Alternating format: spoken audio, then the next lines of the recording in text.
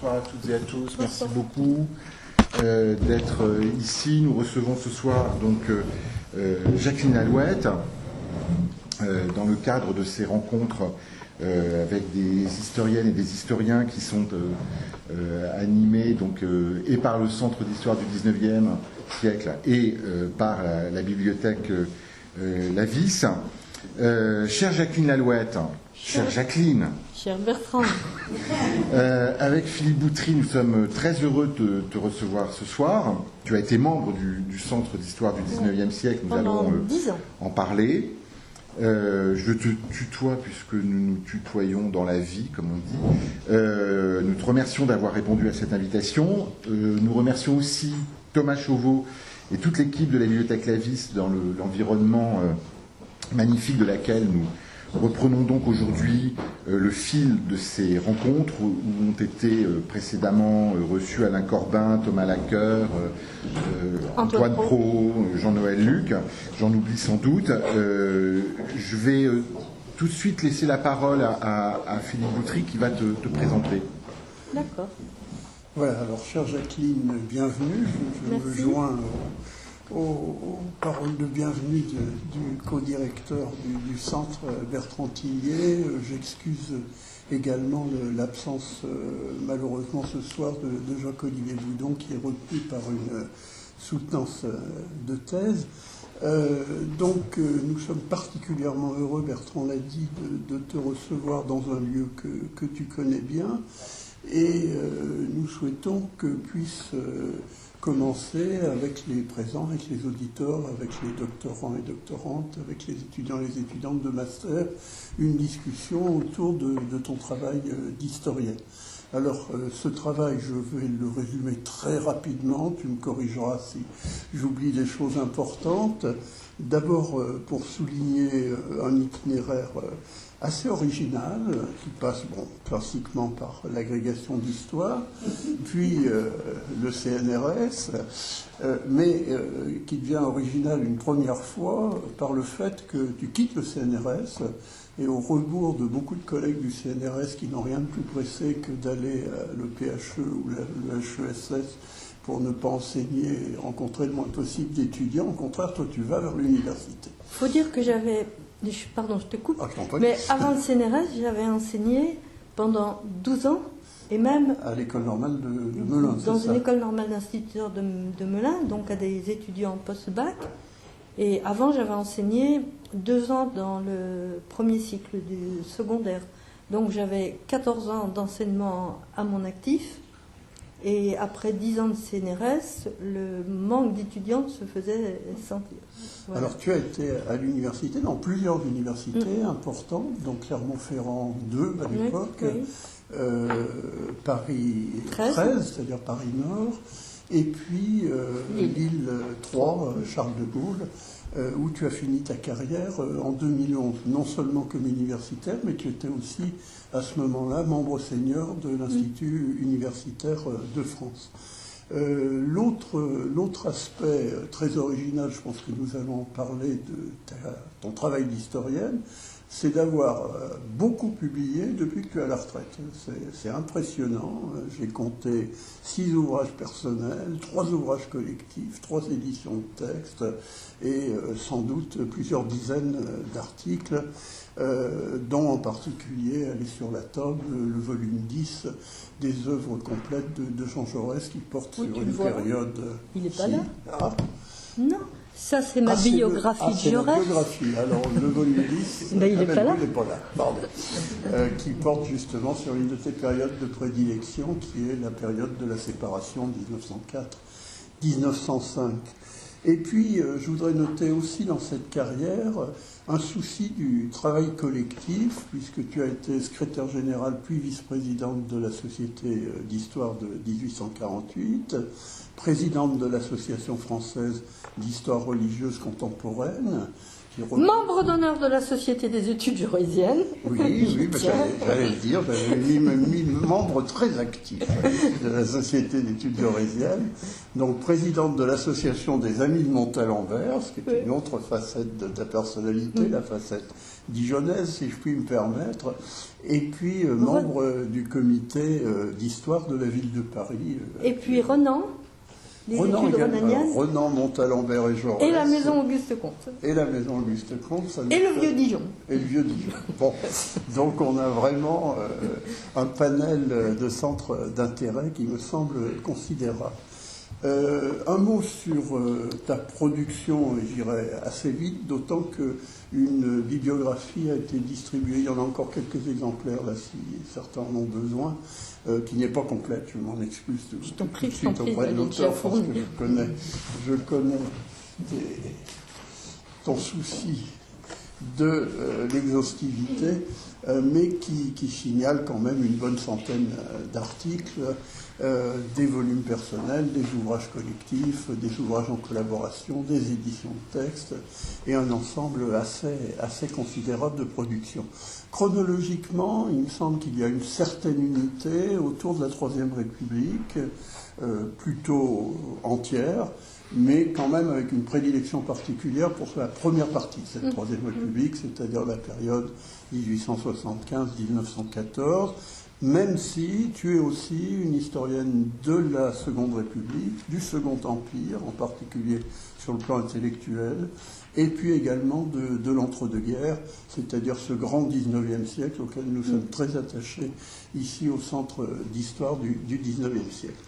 Alors thématiquement, la dominante, me semble-t-il, réside dans l'histoire de la libre pensée et de l'anticléricalisme qui anime une grande partie de tes recherches, mais, et ça va être d'ailleurs une des premières questions qui ne sera posée, pas la première, il y en a une avant, l'histoire religieuse, au sens beaucoup plus classique du terme, certaines de tes contributions relèvent parfaitement de l'histoire religieuse classique. L'histoire sociale, et notamment une dimension qui a été focale pendant la Troisième République, c'est l'histoire de la consommation d'alcool et de l'alcoolisme. C'est d'ailleurs ce qui m'a amené à la libre pensée. L'histoire de l'école, l'histoire de la pédagogie, et là on retrouve évidemment la centralité de tout ce qui concerne le champ de la laïcité, pour faire bref. L'histoire culturelle et l'histoire des représentations, l'histoire des femmes, qui constitue également un axe important.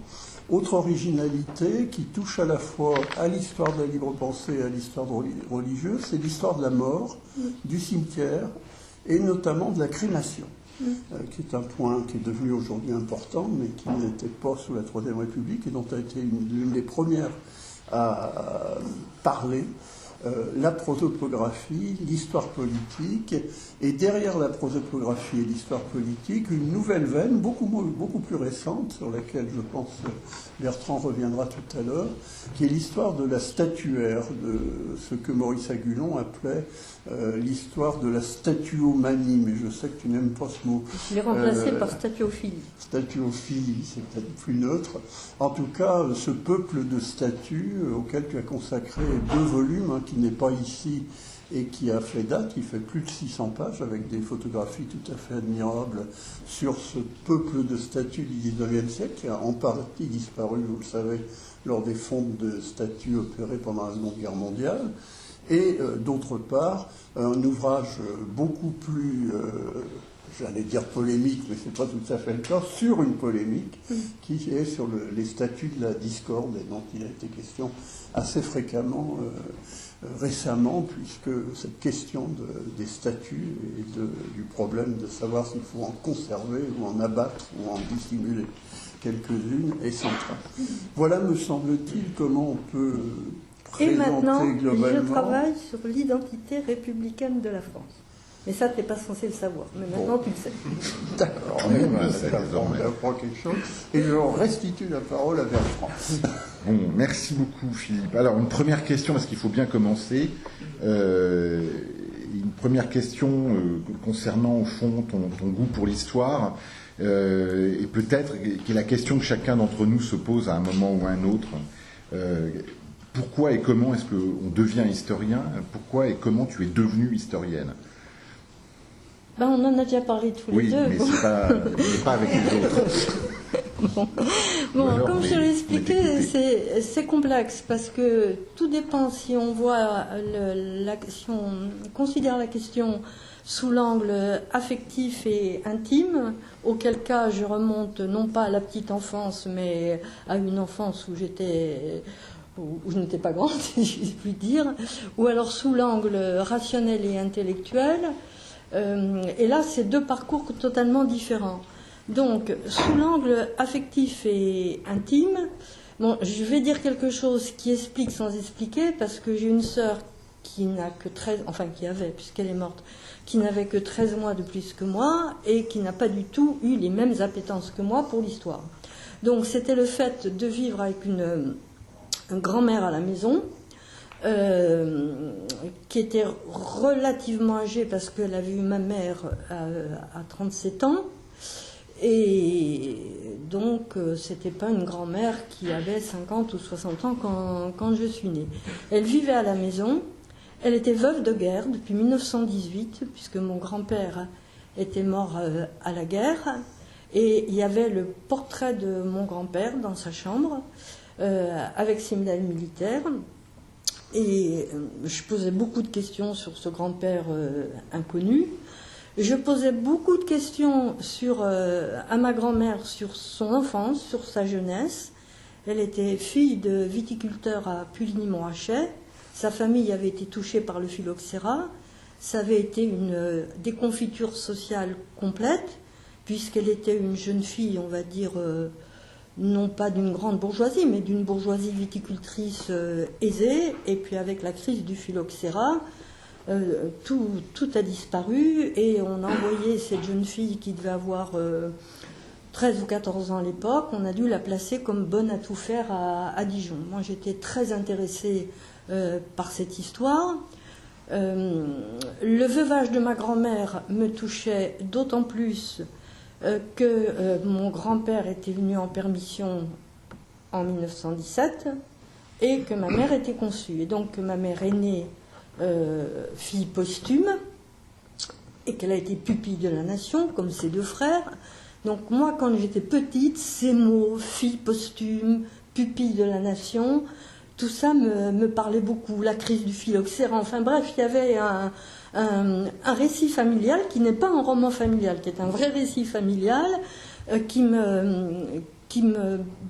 m'attirait, qui me plaisait.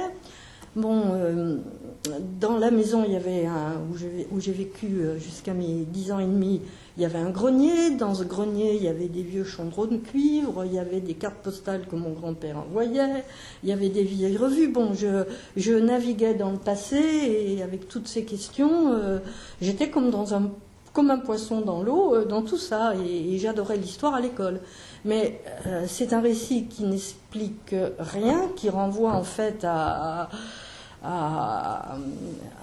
je cherche un mot qui ne vient pas dire ma nature profonde, puisque ma sœur, qui était exactement dans le même contexte que moi, n'était pas du tout intéressée par l'histoire. Donc il y a une composante personnelle indéniable. Et puis après, comme j'aimais l'histoire de l'école primaire, mais j'ai aimé aussi l'histoire du secondaire, donc là c'est devenu forcément plus rationnel, plus intellectuel. C'était une époque qui est bien loin, où on enseignait bien différemment de ce que l'on enseigne maintenant. Par exemple, quand j'étais en classe de 5e, on avait... non, ça je l'ai utilisé avec des classes de 5e. Le gros livre de Bordas par... Melot, il faisait 4 ou 5 auteurs. C'est un livre qui doit faire 400 pages. Tous les étudiants de première année connaîtraient ce livre. Tous les professeurs d'université seraient contents. Quand je regarde maintenant des livres d'histoire par rapport aux livres d'histoire que j'ai eus, je suis un peu effarée. En classe de seconde, on a passé 2 semestres sur la Révolution française. 2 semestres entier sur la Révolution française. Cela dit, on n'a pas terminé le programme. On a quand même passé 2 semestres entiers sur la République française. Donc tout ça, ça développait mon goût pour l'histoire. Ce qui a développé, je vais peut-être vous choquer, mais ce qui a développé aussi mon goût pour l'histoire, c'est que oui, mon père était militaire. Ça aussi, ça a développé mon goût pour l'histoire. Je ne l'ai pas dit. Mon père lisait Historia, l'histoire, et moi j'ai beaucoup lu ces revues quand j'étais adolescente. Et faut pas croire. Alors Alain Castelot, ces revues, c'était Alain Castelot, c'était Alain Decaux. Alain Decaux et André Castelot. Et André Castelot, pardon. Alors il faut pas confondre Decaux et Castelot, parce que Decaux apportait vraiment donnait vraiment des articles déjà problématisés et sur des sujets qui n'étaient pas que des sujets de petite histoire, d'alcôve. Ce qu'on prête un peu trop facilement d'ailleurs à André Castelot parce qu'il ne faisait pas que ça non plus. Voilà, donc bon, et en plus, oui, j'omettais de dire, mon père était militaire, mon père avait fait la guerre, bien sûr, avait été fait prisonnier, s'est évadé, était entré dans la résistance, a fait la guerre d'Indochine, donc là aussi je lui posais beaucoup de questions, donc bref, mon approche personnelle a été, même sous l'angle intellectuel et rationnel, l'approche affective et intime n'a jamais été très, très lointaine. Voilà. Et ma mère, qui était intéressée par l'histoire, nous emmenait voir, ma sœur et moi, de temps en temps des films. C'est sorti quand, par exemple, Le Chagrin et la Pitié? Plus tard que quand j'étais adolescente, je pense. Mais je pense que j'étais adolescente quand j'ai vu un film sur Madrid. Il me semble. Enfin, je sais que j'ai vu des films adolescentes, on va dire entre mes 15 et 17-18 ans, donc déjà grande adolescente, des films qui étaient des films à caractère documentaire historique. Bon, bref, tout ça, ça s'est nourri.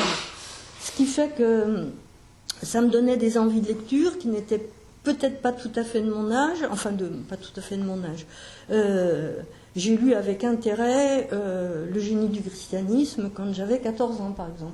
Je ne suis pas sûre que les filles de 14 ans, à l'époque, lisaient Le génie du christianisme. Mais, ben voilà. Voilà la réponse à la question. Bonne transition avec l'histoire religieuse.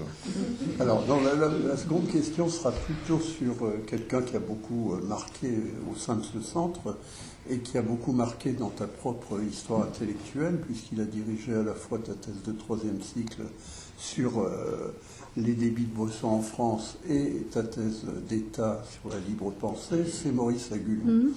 Alors Maurice Agulon, c'est un monument. Tu as d'ailleurs consacré 2 ouvrages collectifs en l'honneur de Maurice Agulon, au moment de ces mélanges, comme on dit dans l'université, et puis l'autre un peu plus tard qui s'est fait à Paris 1 il y a quelques années, que tu as édité avec Christophe Charles.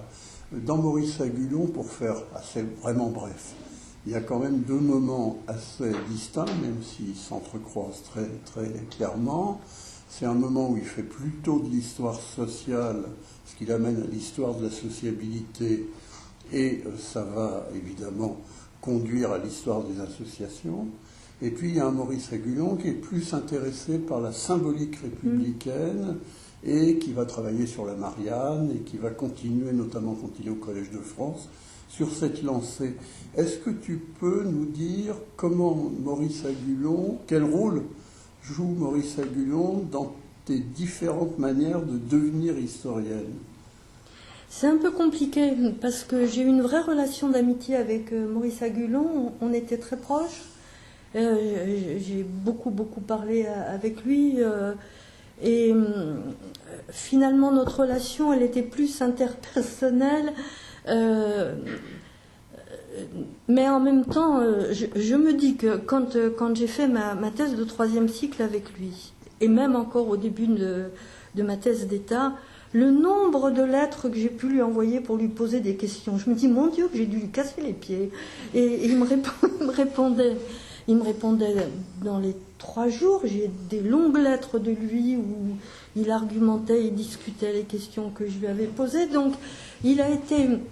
je ne sais pas comment dire, il a vraiment été pour moi une sorte de guide et de tuteur dans mes questionnements. Et finalement, Quand je lui écrivais, c'est que j'avais besoin de me réassurer sur mon propre parcours.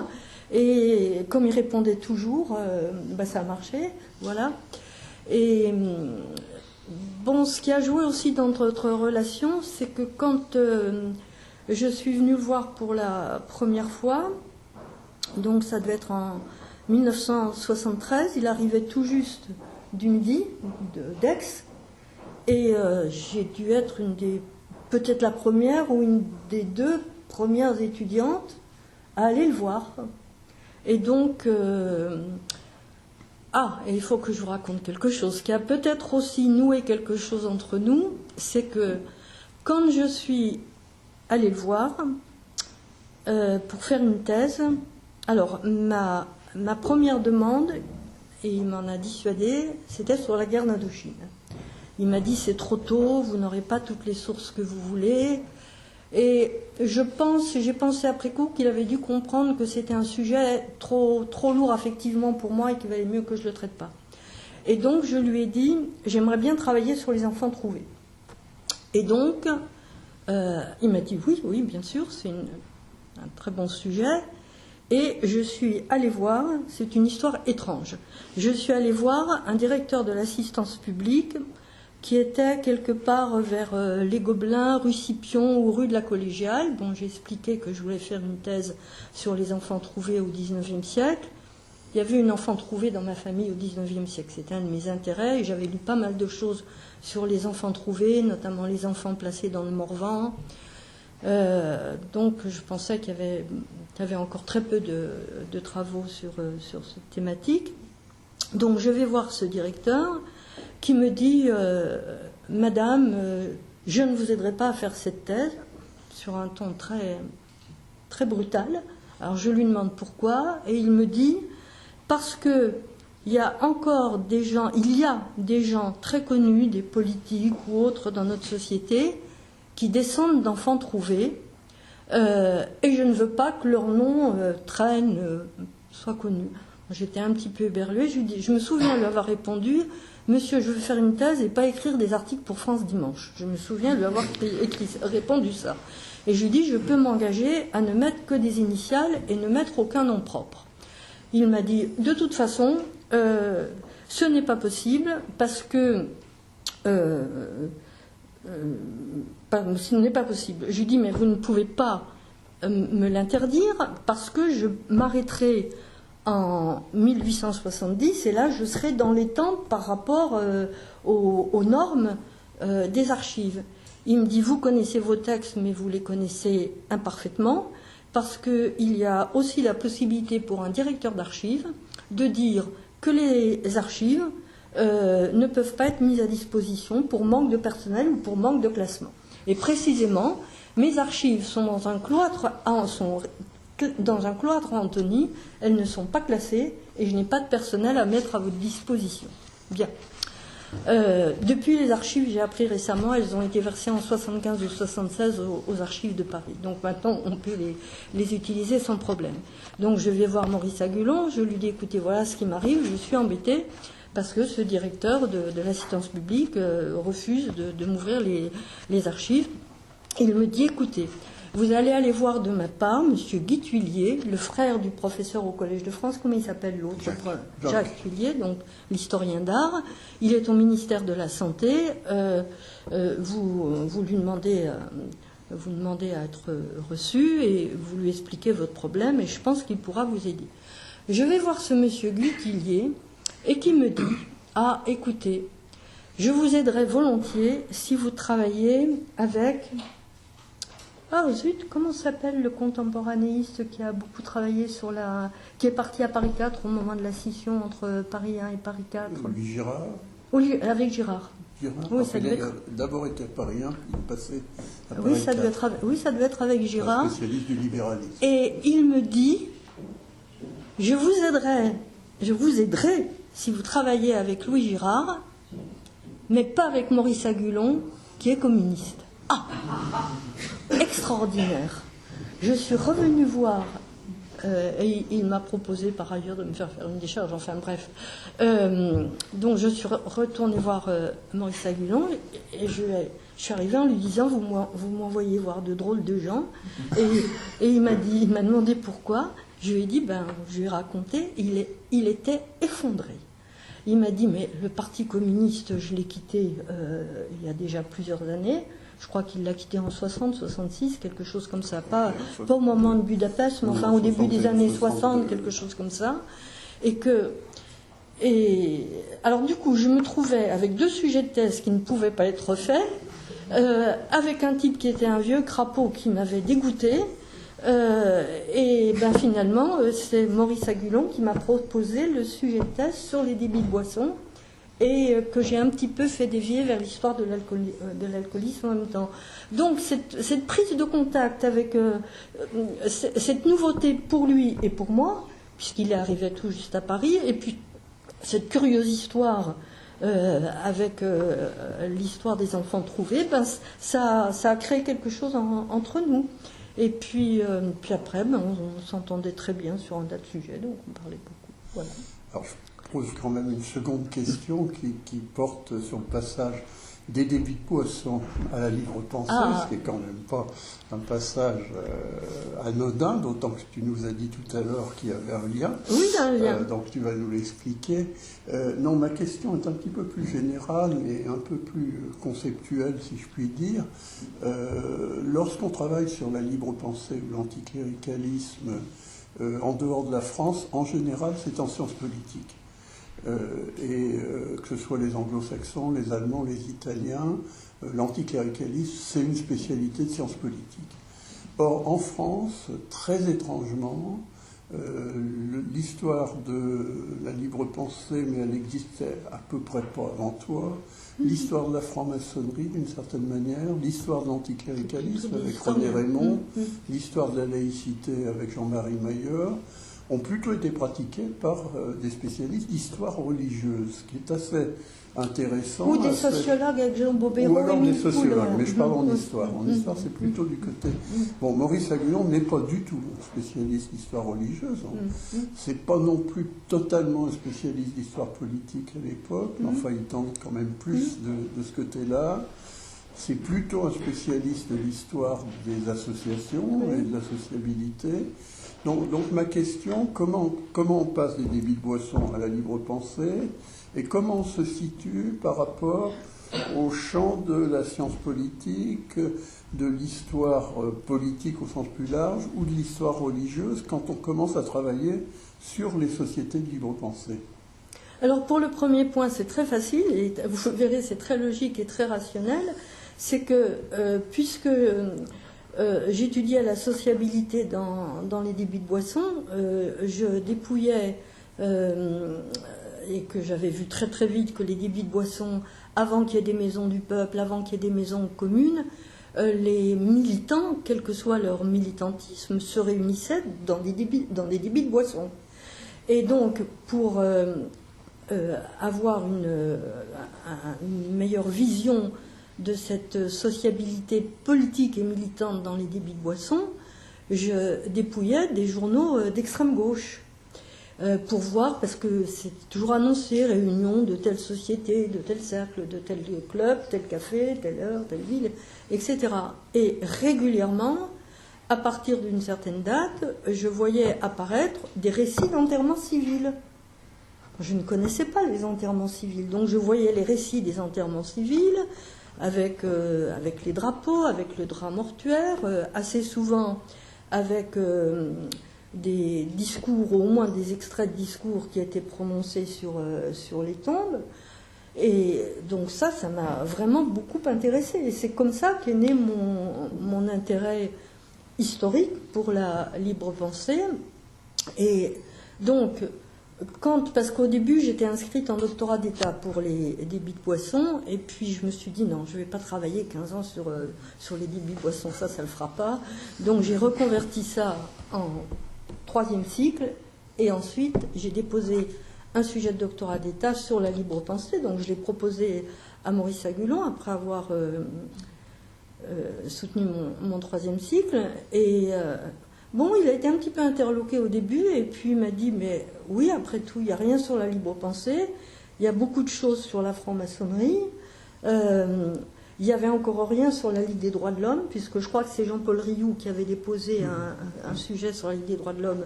Il n'y avait encore rien sur la Ligue de l'enseignement, puisque Jean-Paul Martin n'avait pas encore soutenu sa thèse. Donc il m'avait dit, il y a encore pas mal de travaux à faire sur tout ça, mais sur la libre pensée, oui, j'ai entendu, comme ça. Alors, pourquoi en tant qu'historienne? Moi, il me semble qu'en tant qu'historienne, on voit, je vois plutôt qu'on voit les choses de manière, je ne sais pas comment dire, plus sensible, j'allais dire, plus intime, plus sensible. Une historienne insensible. Je suis une historienne insensible qui s'intéresse... enfin, je plaisante.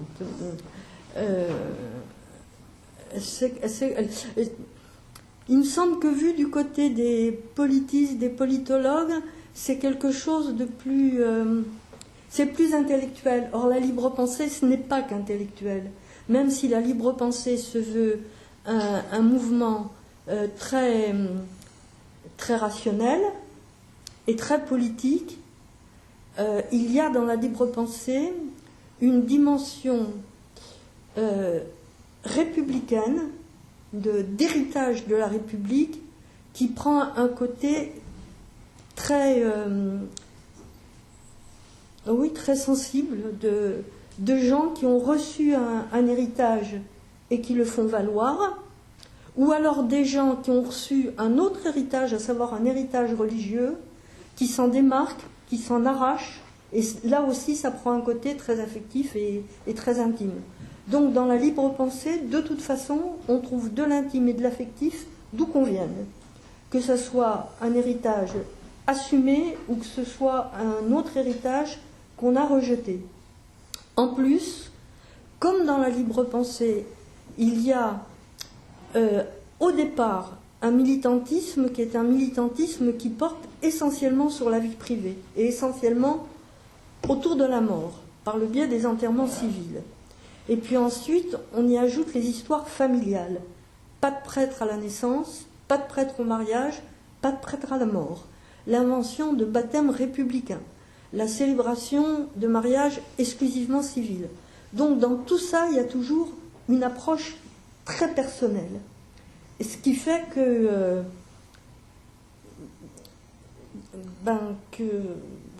je m'y retrouve plus en voyant les choses en tant qu'historienne.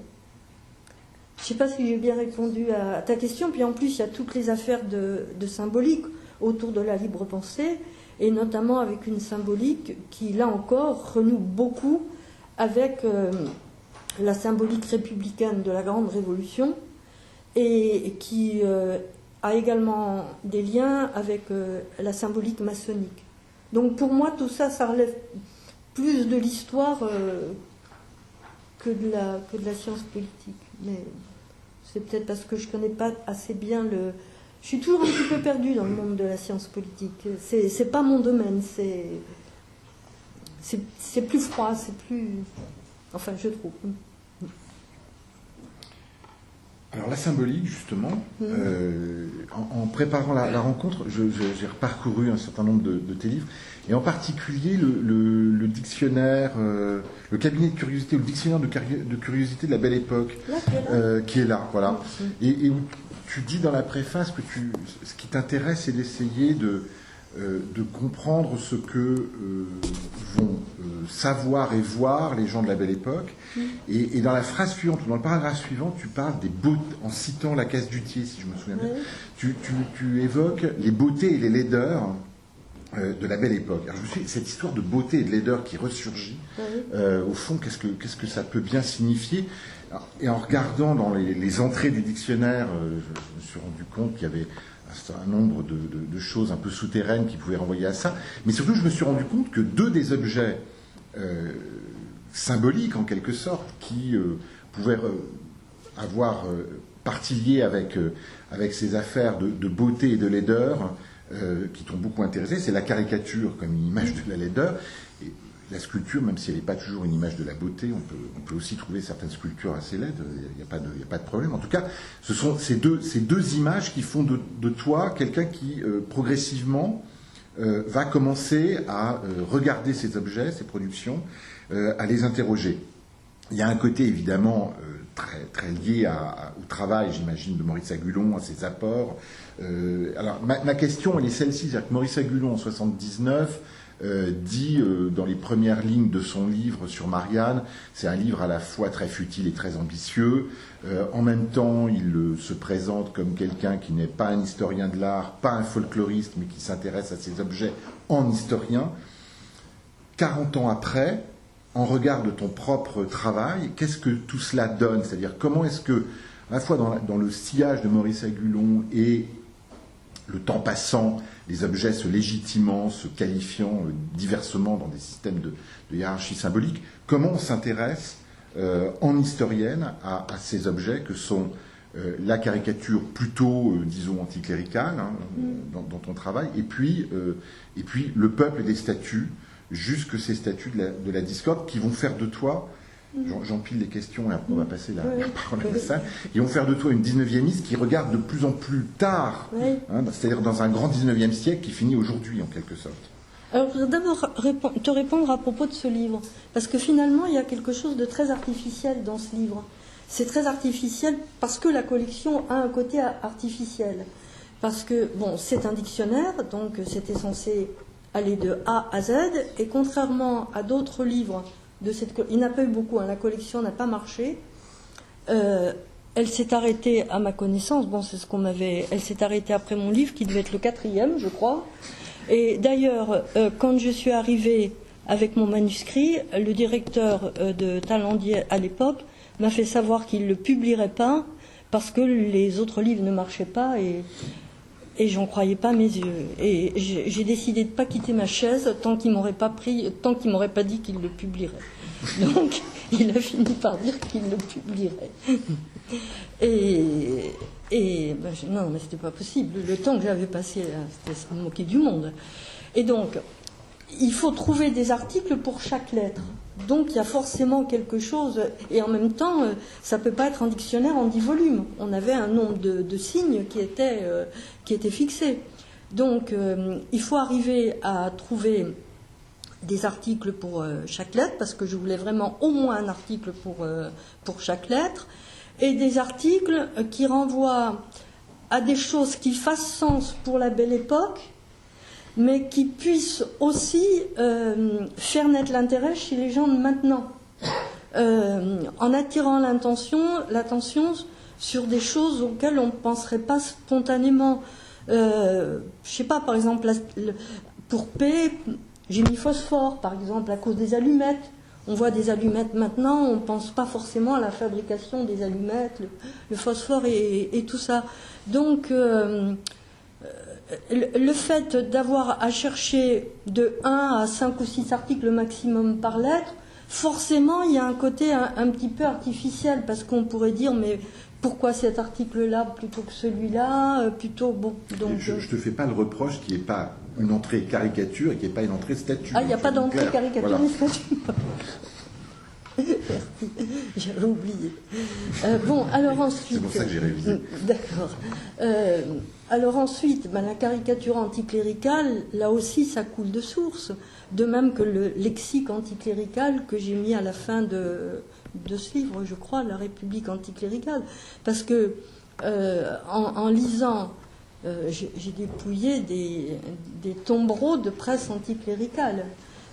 Mais aussi, pour y répondre, et ça revient à ce que tu disais tout à l'heure, Philippe, je me voyais mal ne lire que de la presse libre-penseuse, sans lire en retour de la presse religieuse. Et de même que je ne comprends pas qu'on ne lise que des sources à caractère religieux sans voir ce qui vient en face. Et ça m'a permis quand même d'avoir un autre regard sur la libre pensée que si j'avais lu uniquement des sources libre penseuses. Mais bref, en lisant ces sources libre penseuses, d'abord je lisais des revues ou autres où il y avait des caricatures anticléricales, et puis j'avais une description des membres du clergé.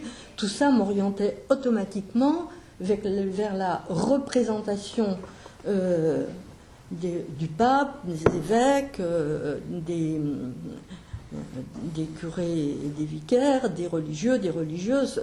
Je ne pouvais qu'aller voir par là.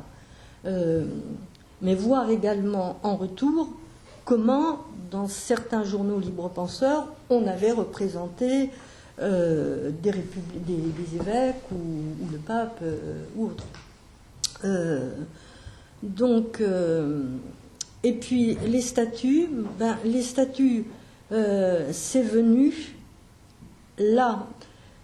Si les débits de boissons m'ont mené vers la libre pensée m'a mené aussi vers des statuts. Parce que les libres penseurs ont tenu à honorer la mémoire d'hommes et de femmes, mais plutôt d'hommes, qu'ils ont considérés comme des martyrs de la libre pensée. Et donc, ça a été Étienne Doley, ça a été Michel Servet, ça a été le chevalier de la Barre. Donc, j'ai travaillé, je crois que mon premier travail sur une statue, ça a été pour, je crois que c'était dans Ethnologie française, un article sur la statue d'Étienne Doley, enfin sur Étienne Doley et sa statue, qui s'appelait du bûcher au piédestal. Romantisme. C'est romantisme. C'est romantisme. Merci. Puis ensuite il y a eu les statues de Servet, les statues de la Barre.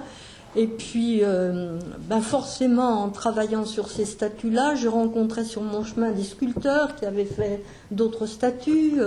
En lisant des récits d'inauguration, ça me renvoyait vers d'autres inaugurations. Et progressivement, j'ai élargi mon champ. Et mon champ qui correspondait bien, par ailleurs, à Maurice Agulon, on en parlait beaucoup, puisque Maurice Agulon a écrit un article tout à fait pionnier sur les statues des grands hommes. Et notamment, il avait travaillé sur les statues de Jean Jaurès, sur lesquelles j'ai aussi travaillé. Donc, et moi, j'aime bien les statues en tant qu'objet, j'aime bien voir des statues. Donc, voilà, ça s'est fait comme ça. Et quant aux statues de la discorde, c'est parce que tout ce qui s'est passé pendant le printemps et l'été 2020 m'a mise en colère, que j'ai trouvé que les gens racontaient n'importe quoi. C'est-à-dire, au revoir Anne-Emmanuel.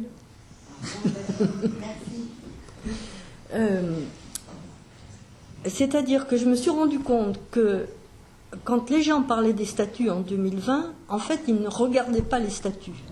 Et ils ne se demandaient pas ce que la statue vraiment représentait. Ils voyaient un nom et ils voyaient un homme et ils disaient « c'est un salaud », parce que c'est en ces termes-là qu'on s'exprimait à l'époque. Et donc, il n'a aucune raison d'être sur nos places publiques. Sauf qu'on reprochait à la statue de cet homme des choses que la statue ne disait pas. Alors, Colbert, qui est en couverture de ce livre, à cause de l'esclavage, etc., cette statue, alors laissons le fait que Colbert est mort 1 an et demi avant l'ordonnance sur l'esclavage en Martinique, que le Code noir, c'est une expression qui date de 1715, Colbert était mort depuis belle lurette, on pourrait parler de cette ordonnance sur la Martinique, mais ce n'est pas le sujet maintenant. Cette statue de Colbert, elle n'a rien à voir avec l'esclavage. Colbert, ici, est représenté assis en tant que surintendant des finances et des bâtiments du roi, et le grand document qu'il tient déplié sur ses genoux, c'est le plan de l'hôtel des Invalides qui était en construction et qu'il supervisait. Donc, aller chercher noise à Colbert sur l'esclavage, sur cette statue-là, ça n'avait aucun sens. Mais tu te rappelles, on en a beaucoup discuté avec tes étudiants, comme ceux de Sciences Po Paris, comme ceux de Neuchâtel, disaient « c'est un salaud » à la poubelle de l'histoire. C'est comme ça que ça s'est passé, hein. Tu ne peux pas dire le contraire. Je ne dis pas le contraire. Et tu les as presque soutenus. Je les ai laissés s'exprimer, car c'est ainsi que ça se passe à l'université.